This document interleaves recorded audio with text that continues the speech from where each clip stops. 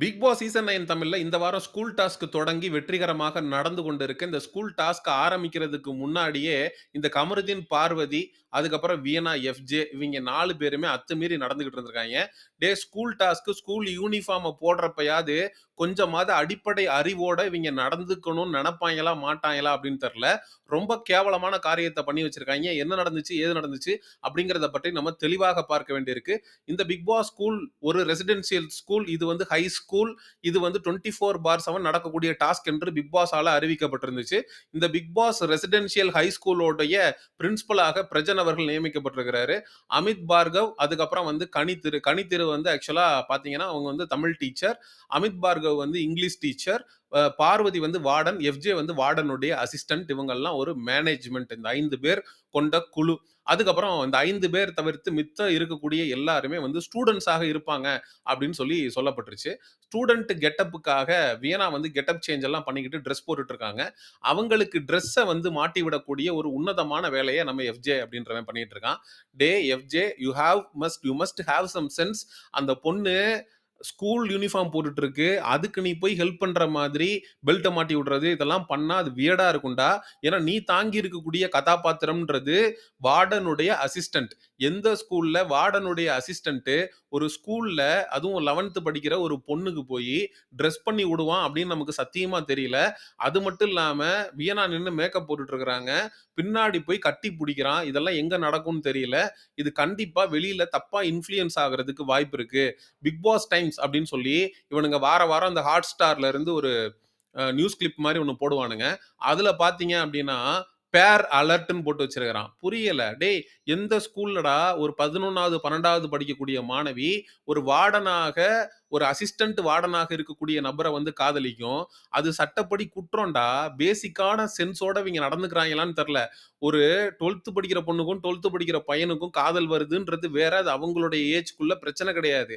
ஆனா தன்னை விட அடல்ட்டா ஒரு 16 வயது இருக்கக்கூடிய ஒரு பெண்மணி ஒரு வார்டன் அசிஸ்டன்ட்டா இருக்கிறவன் ஒரு 20 வயசுக்கு 25 வயசு இருக்கிறவன நேசிக்கிறதுன்றதே தப்பு. மியூச்சுவல் கன்சென்ட்ன்றதே இங்க கணக்கிலேயே வராது.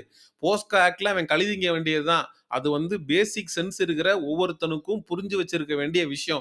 இது கண்டிப்பாக வெளியில பார்க்கக்கூடிய பள்ளி மாணவ மாணவிகள் இத பார்த்து இன்ஃப்ளூயன்ஸ் ஆவாங்கன்ற பேசிக் சென்ஸ் கூட இல்லாம இந்த வியனா மற்றும் எஃப்ஜே, அதுவும் இந்த எஃப்ஜே பின்னாடி போய் கட்டி பிடிக்கும்போது வியனா வந்து கேமராவ பாக்குது. ஏம்மா இவன் பின்னாடி வந்து கட்டி பிடிக்கிறப்போ உங்க அம்மா பார்க்க மாட்டாங்களா? அன்னைக்கு மட்டும் சோஃபால உட்கார்ந்து சொன்ன, எஃப்ஜே இந்த மாரி பண்ணாத, எங்க அம்மா வெளியில என்ன கொன்னுடுவாங்க. இப்ப எங்க போனாங்க எங்க அம்மா? இப்ப மட்டும் அந்த அம்மா உங்க அம்மா வந்து பார்க்க மாட்டாங்களா? அப்படிங்கிற கேள்வி வியனாவ நோக்கி எழுது. நேத்து 2:30 மணிக்கு விஜே பார்வதியும், கமருதீனும் ஸ்மோக்கிங் ரூம்ல இருந்து வெளியில வர்றாங்க. அவங்க இந்த நேரத்துல என்ன பண்ணிட்டு வர்றாங்க? அப்படின்னு கேட்க தெரிஞ்ச வியனா, ஸ்கூல் யூனிஃபார்ம்ல இருக்கிறோமே, இந்த நேரத்துல இந்த காக்கி டிரெஸ்ஸ போட்டுக்கிட்டு இருக்கக்கூடிய வார்டன் அப்படிங்கிற அசிஸ்டன்ட் வார்டன் நம்மள வந்து பின்னாடி கட்டி புடிக்கிறானே, இது வெளியில போச்சுன்னா இன்னும் ரொம்ப தப்பா வெளியில போகுமே, அப்படிங்கிற அடிப்படை புரிதல் வியனாக்கு இல்லாம போனது உண்மையிலேயே நமக்கு வேதனை அளிக்கிறது. சரி இது ஒரு பக்கம் கேவலமா நடந்துகிட்டு இருக்கு அப்படின்னு பார்த்தா, இன்னொரு பக்கம் நம்மளுடைய விஜே பார்வதி. விஜே பார்வதி ஏந்தி இருக்கக்கூடிய கதாபாத்திரம் வார்டன். வார்டன்னாலே அடிப்போம் அப்படிங்கிற மூடுக்கு நான் வந்துட்டேன். எப்படியும் நீ கேஸ் வாங்க போறது அப்படிங்கிறது உறுதியாயிருச்சு. கமருதீன் வந்து ஸ்கூல் பையன் கேரக்டர்ல கமருதீன் நடிக்கிறான். ஸ்கூல் யூனிஃபார்ம் எல்லாம் போட்டு பேண்ட் ஷர்ட் எல்லாம் போட்டு டை எல்லாம் கட்டிட்டு வந்து நிக்கிறான். தாடிய வந்து ஷேவ் பண்ணிட்டான். ஃபுல்லா அப்பதானே அது ரியாலிட்டிக்கா இருக்கும். ஸ்கூல் ஸ்டூடெண்ட்ன்னு நம்புவாய்ங்க. அதனால தாடி போயிடுச்சாம். பார்வதிக்கு இருக்கிற பிரச்சனைய பாருங்க. இது வார்டன் கதாபாத்திரத்த மறந்து, ஐயோ! போச்சே! உன் தாடி இருந்த வரைக்கும் நான் புடிச்சு தடவிக்கிட்டு இருந்தேனே! இப்படி தாடிய சிரைச்சுட்டு வந்து நிக்கிறானே! நான் இனிமே என்ன பண்ணுவேன்? அப்படின்னு சொல்லி ஒப்பாரி வச்சுக்கிட்டு இருக்கு. ஏம்மா பார்வதி, அவன் தாடிய எடுத்தா என்ன? எடுக்கலன்னா என்ன? புரியல. உன் பிரச்சனை என்னன்றதே புரியல. அப்போ ஒரு ஹாஸ்டல்ல இருக்கக்கூடிய வார்டன், ஸ்கூல் ஸ்டூடண்ட் கிட்ட இப்படிதான் நடந்துக்குவாங்களா? ஒரு வார்டனோட அசிஸ்டன்ட் ஒரு ஸ்கூல்ல படிக்கிற பொண்ணுட்ட இப்படிதான் நடந்துக்குவானா? என்ன கண்றாவிடா இது! இந்த டாஸ்க்க ஆரம்பிக்கிறப்பயே இவ்வளோ கேவலமா ஆரம்பிச்சீங்கன்னா, இது எந்த லட்சணத்துல போய் முடியும் அப்படிங்கிறது நமக்கு சத்தியமா தெரியல.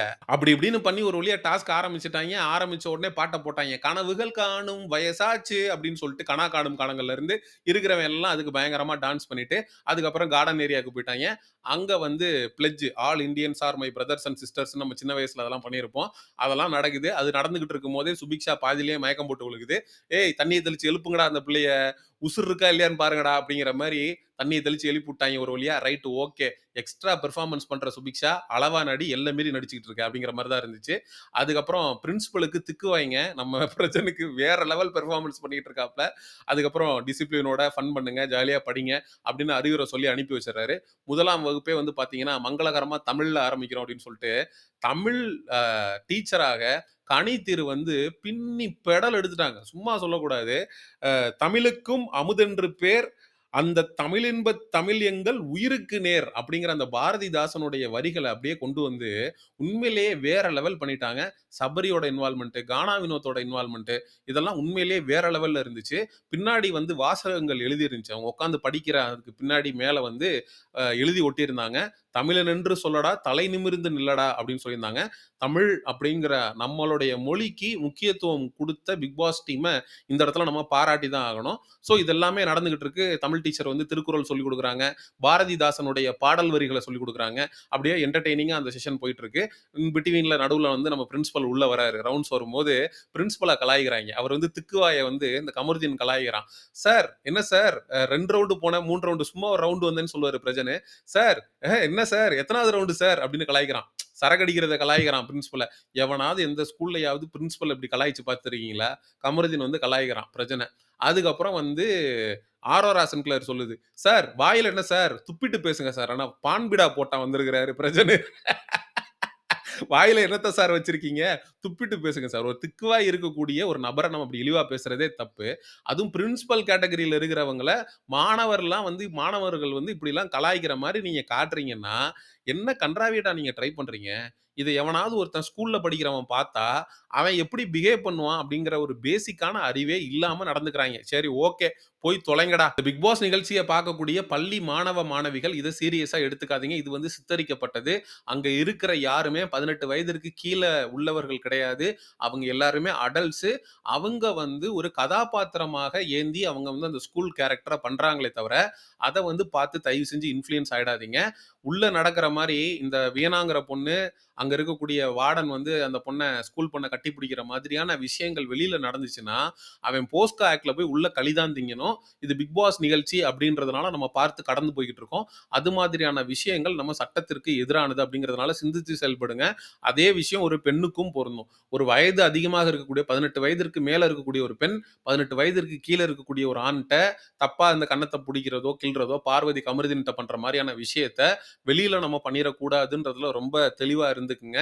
அப்படின்னு சொல்லி இந்த வீடியோவ நான் நிறைவு செய்றேன். சரி ஆடியன்ஸ் ஆன உங்ககிட்டயே கேட்கிறேன். வியனா வந்து ஸ்கூல் யூனிஃபார்ம்ல இருக்கிறப்போ, பின்னாடி போய் கட்டி பிடிச்ச எஃப்ஜே உடைய செயல் பற்றிய உங்களுடைய கருத்துக்கள மறக்காம கமெண்ட் செக்ஷன்ல சொல்லுங்க. அதே மாதிரி கமருதீன் அதே மாரி ஒரு ஸ்கூல் யூனிஃபார்ம போட்டு வந்து நிக்கிறப்போ, அவனோட கன்னத்த புடிச்சு கில்லுன பார்வதியுடைய செயல நீங்க எப்படி பார்க்குறீங்க? அப்படிங்கிறத பற்றியும் உங்களுடைய கருத்துக்கள மறக்காம கமெண்ட் செக்ஷன்ல சொல்லுங்க. எக்ஸ்க்ளூசிவ் பிக் பாஸ் அப்டேட்ஸ்க்கு மிஸ்டர் சேயோன் சேனல சப்ஸ்கிரைப் பண்ணுங்க. See you in the next video. Bye bye.